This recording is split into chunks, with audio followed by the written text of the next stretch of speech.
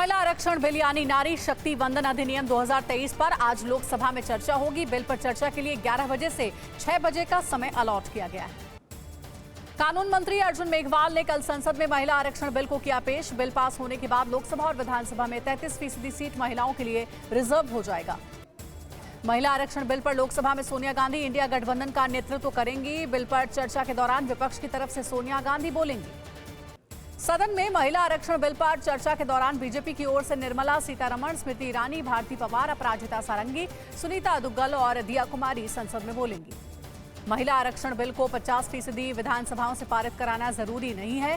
संसद से पास होने और राष्ट्रपति की मंजूरी के बाद कानून बन जाएगा।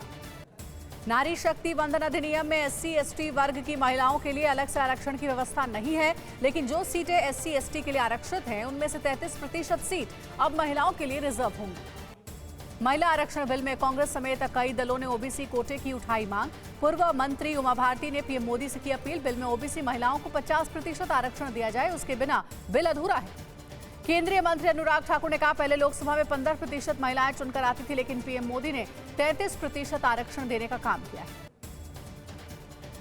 महिला आरक्षण बिल पर खड़गे ने कहा है, सरकार पर बड़ा आरोप लगाते हुए मसौदे में जनगणना और परिसीमन के बाद लागू होने का जिक्र है। 2029 तक महिला आरक्षण के दरवाजे बंद हैं। गृहमंत्री अमित शाह ने कांग्रेस पर साधा निशाना। कहा, कांग्रेस कभी भी महिला आरक्षण बिल को लेकर गंभीर नहीं रही। कांग्रेस और उसके सहयोगी दलों ने बिल को पेश होने से रोका। कांग्रेस ने महिला आरक्षण बिल को हेडलाइन मैनेजमेंट बिल कहा। इंडिया गठबंधन ने कहा, हम बिल के समर्थन में हैं, लेकिन इसमें ओबीसी को कोटा देने की मांग उठाएंगे। महिला आरक्षण बिल पेश होने के बाद पूर्व प्रधानमंत्री एच डी देवेगौड़ा ने पीएम मोदी को बधाई दी। देवेगौड़ा ने कहा कि यह बिल 1996 में पेंडिंग था, कम से कम उन्होंने कैबिनेट में निर्णय तो लिया। पुराने संसद भवन का नाम संविधान सदन होगा। लोकसभा सचिवालय ने अधिसूचना जारी की। पीएम मोदी ने पुरानी संसद में दिया था सुझाव। इंडिया गठबंधन बिल के खिलाफ वोट नहीं करेगा, लेकिन कोटा में ओबीसी कोटे की मांग पर सरकार को घेरने की तैयारी करेगी। आरजेडी सांसद मनोज झा ने कहा कि अगर महिलाओं का प्रतिनिधित्व बढ़ाना है तो सिर्फ आसमानी बातों से काम नहीं चलेगा, इसमें ओबीसी SC/ST को भी कोटा देना होगा। कांग्रेस महासचिव केसी वेणुगोपाल ने कहा, यह बिल आया अच्छी बात, लेकिन इसमें कुछ और करने की भी जरूरत है। एसपी सांसद रामगोपाल यादव ने कहा कि हम महिला आरक्षण बिल के समर्थन में हैं, लेकिन ये 2029 से पहले लागू नहीं हो पाएगा। बिहार के सीएम नीतीश कुमार ने कहा, महिला आरक्षण बिल एक स्वागत योग्य कदम है। नीतीश ने कहा, हम शुरू से ही महिला सशक्तिकरण के हिमायती रहे। अधीर रंजन ने पीएम मोदी पर निशाना साधा। कहा कि पीएम मोदी जहां भी जाते हैं घुमा फिराकर एक ही बात बोलते हैं। अधीर रंजन ने कहा, पीएम अचानक सदन में महिला आरक्षण बिल पर बोलने लगे। नियम के मुताबिक विपक्ष को पहले बताना चाहिए। दिल्ली की शिक्षा मंत्री आतिशी ने कहा, 2024 के लोकसभा चुनाव के लिए महिला आरक्षण लागू किया जाए, परिसीमन और जनगणना के प्रावधान को हटाया जाए। अखिलेश यादव ने कहा कि महिला आरक्षण बिल में सामाजिक न्याय का संतुलन होना चाहिए। बिल में पिछड़े, दलित, अल्पसंख्यक और आदिवासी महिलाओं का आरक्षण प्रतिशत स्पष्ट होना चाहिए। बहुजन समाज पार्टी के अध्यक्ष मायावती ने लोकसभा और विधानसभा में 50% आरक्षण की मांग की। महिला आरक्षण बिल पर मेघालय की मंत्री डॉक्टर अम्परीन लिंगदोह ने कहा है कि आज देश की महिलाओं के लिए खुशी का दिन है। नए संसद भवन की कैंटीन में शरद पवार से मिले अजीत पवार गुट के सांसद प्रफुल्ल पटेल। दोनों नेता करीब 1 घंटे तक साथ बैठकर बातचीत करते रहे। पुरानी बिल्डिंग में कार्यक्रम के बाद लोकसभा स्पीकर ओम बिरला नए संसद के लिए सबसे पहले निकले। उसके बाद पीएम मोदी के साथ मंत्री और सांसद नए संसद भवन में पहुंचे। अजरबैजान ने नारगोनो काराबाख में किया हमला। आर्मेनिया के सैन्य ठिकानों पर अजरबैजान ने ड्रोन से किया भीषण अटैक। अजरबैजान ने जारी किया हमले का वीडियो। आर्मेनिया पर जंग भड़काने का लगाया गंभीर आरोप। अजरबैजान ने और हमले तेज करने की धमकी दी। आर्मेनिया ने अजरबैजान पर लगाया गंभीर आरोप। आर्मेनिया ने कहा, अजरबैजान ने रिहायशी इलाकों में की गोलाबारी। अजरबैजान के हमले में कई इमारतें तबाह। धमाकों से दहला यूक्रेन का लवीव। रूस के ड्रोन अटैक से लवीव के 3 वेयर हाउस को नुकसान। रूसी हमले में एक सिविलियन की मौत। यूक्रेन के लवीव में राहत सामग्री ले जा रही ट्रेन पर भी रूस ने ड्रोन से किया हमला। ड्रोन हमले में 300 टन राहत सामग्री बर्बाद। रूस ने आज सुबह यूक्रेन के कई शहरों में ड्रोन से हमला किया। 1 घंटे में रूस ने किया कई मिसाइल अटैक। हमले में लवीव के कई इलाके तबाह। यूक्रेन ने रूसी ठिकानों पर स्टॉर्म शैडो मिसाइल से किया हमला। हमले में रूस को हुआ भारी नुकसान। यूक्रेन को ब्रिटेन से मिली है शैडो मिसाइलें। यूक्रेन को 45 और टैंक देगा 10 मार्क 30 लेपर्ड 1 टैंक के साथ 15 T-72 टैंक देगा डेनमार्क। यूक्रेन के लीमन में रूस ने K-52 हेलीकॉप्टर से बरसाए बम। यूक्रेन की बख्तरबंद वाहन को बनाया निशाना। यूक्रेनी ठिकानों पर भी किया हमला। यूक्रेन को सबसे बड़ी मदद का ऐलान। जल्द यूक्रेन को मिलेंगे अब्राम टैंक्स। अमेरिकी रक्षा मंत्री लॉयड ऑस्टिन ने यूक्रेनी मदद का किया ऐलान। रूसी टैंक के सामने होंगे अमेरिका के अब्राम्स। ज़ेलेंस्की के अमेरिका पहुंचे पेंटागन का बड़ा ऐलान। यूएनजीए में यूक्रेनी राष्ट्रपति ज़ेलेंस्की ने रूस पर लगाया गंभीर आरोप। ज़ेलेंस्की ने कहा रूस यूक्रेन में नरसंहार कर रहा है। जर्मनी ने यूक्रेन के लिए नए पैकेज का ऐलान किया। जर्मनी यूक्रेन को देगा 400 मिलियन यूरो की सैन्य सहायता। जर्मनी यूक्रेन को नहीं देगा टॉरस मिसाइल। यूके ने लगातार जर्मनी से मांगे हैं लॉन्ग रेंज मिसाइल। जंग के बीच रूस के राष्ट्रपति पुतिन ने औद्योगिक आयोग के अधिकारियों के साथ बैठक की। पुतिन ने सैन्य वाहन के प्रोडक्शन को बढ़ाने पर जोर दिया। पीएम मोदी पर एक book Modi from vision to reality का आज होगा विमोचन। पूर्व राष्ट्रपति रामनाथ कोविंद करेंगे पुस्तक का विमोचन। सरकार जल्द ही नागरिकता संशोधन कानून के नियमों को नोटिफाई करेगी। सूत्रों के मुताबिक गृह मंत्रालय मध्य प्रदेश, राजस्थान और छत्तीसगढ़ के चुनाव के बाद सरकार सीए के नियमों को नोटिफाई कर सकती है। कावेरी जल विवाद पर कर्नाटक के सीएम सिद्धारमैया सांसदों और मंत्रियों के साथ इस मुद्दे पर चर्चा करेंगे। Deputy CM D Shiv Kumar ने पीएम मोदी से हस्तक्षेप की मांग की। राष्ट्रकवि रामधारी सिंह दिनकर जी की 115वीं जयंती पर केंद्रीय गृह मंत्री अमित शाह अंतर्राष्ट्रीय हिंदी सम्मेलन का संबोधित करेंगे। हरदीप निज्जर मामले में भारत के कड़े रुख के बाद नरम पड़े ट्रूडो के तेवर। पीएम जस्टिन ट्रूडो ने कहा हम भारत को उकसाने की कोशिश नहीं कर रहे, बस चाहते हैं कि मामले को गंभीरता से लें। पीएम जस्टिन ट्रूडो ने कल खालिस्तानी आतंकी हरदीप सिंह निज्जर की हत्या में भारत के शामिल होने का आरोप लगाया था और इसके बाद भारत के एक डिप्लोमेट को निष्कासित करते हुए देश छोड़ने का आदेश दिया। कनाडा के हाई कमिश्नर कैमरॉन मैकी का विदेश मंत्री एस जयशंकर ने तलब किया। विदेश मंत्री ने हाई कमिश्नर को जमकर फटकार लगाई। पत्रकार के सवाल पर भड़के कनाडा के हाई कमिश्नर।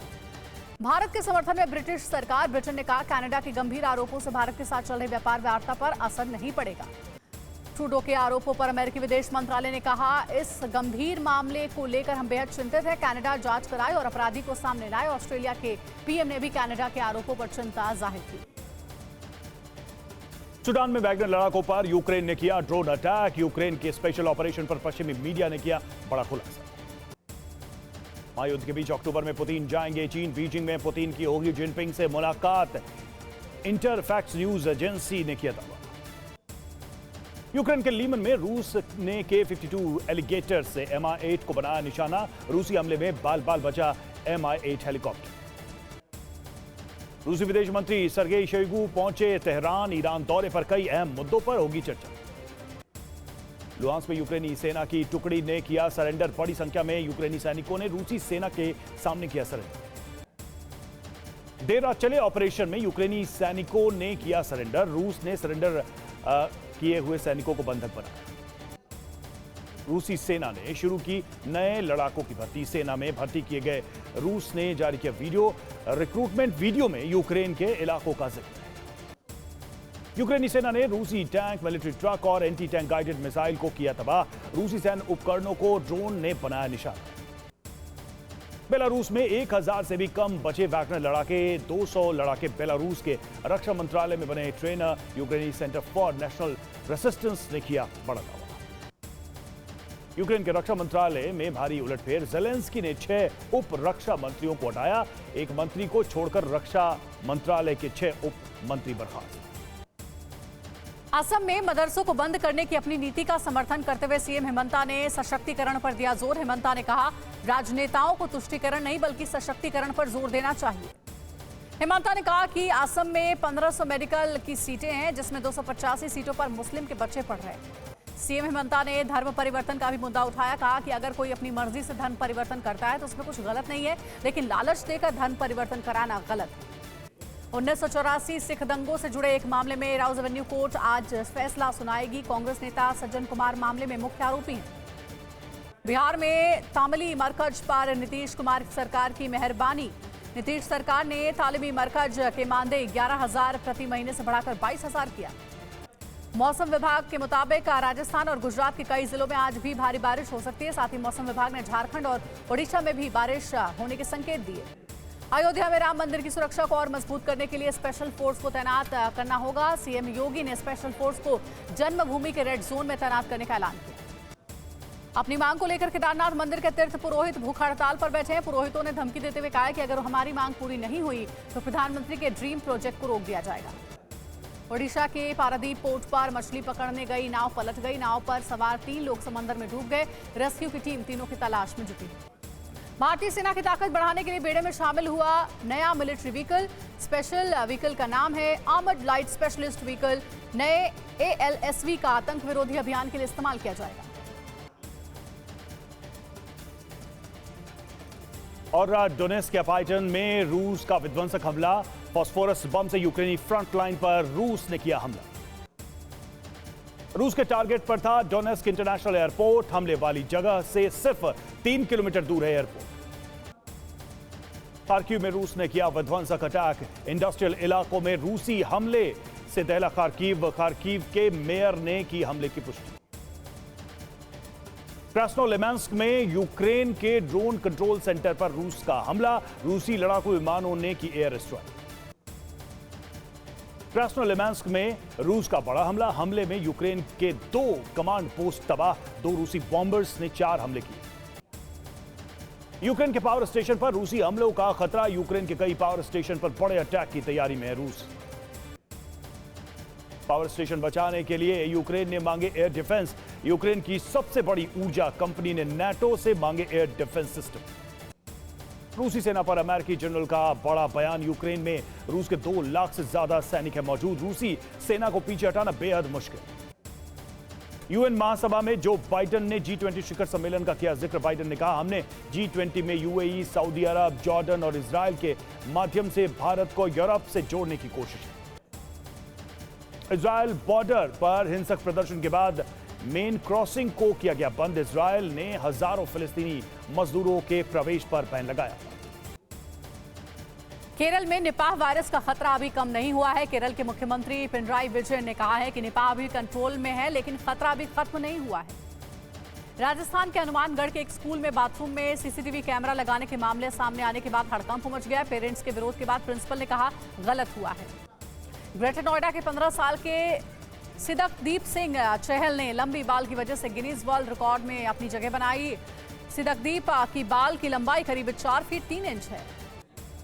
असम के गोलपाड़ा में भूकंप के झटके महसूस किए गए। भूकंप की तीव्रता रिक्टर स्केल पर 3.3 मापी गई है। दिल्ली यूनिवर्सिटी छात्र संघ चुनाव हुआ हिंसक और हंगामेदार। ABVP और NSUI ने एक दूसरे पर आरोप लगाए। झारखंड में कुर्मी समाज का रेल रोको आंदोलन की वजह से 11 ट्रेनें रद्द हुई। कई ट्रेनों का रूट बदला गया। झारखंड के पश्चिमी सिंहभूम जिले में मंगलवार को एक शक्तिशाली इम्प्रोवाइज्ड एक्सप्लोसिव डिवाइस बरामद किया गया। जंगल में नक्सल विरोधी अभियान के दौरान 8 किलोग्राम वजनी ID पाया गया है। AIMIM प्रमुख असदुद्दीन ओवैसी का बाइक चलाने का वीडियो हुआ वायरल। 2 दिन पहले बाइक रैली के दौरान मोटरसाइकिल चलाते हुए नजर आए ओवैसी। अनंतनाग में शहीद हुए पंजाब के जवान प्रदीप सिंह का अंतिम संस्कार राजकीय सम्मान से किया गया। 27 साल के शहीद को उनके गांव बलमगढ़ में अंतिम विदाई दी गई। श्रीनगर में जम्मू कश्मीर के LG मनोज सिन्हा ने जम्मू कश्मीर सांस्कृतिक अकादमी के कार्यक्रम में हिस्सा लिया। 2 दिवसीय लोक उत्सव में कलाकारों से मिले LG।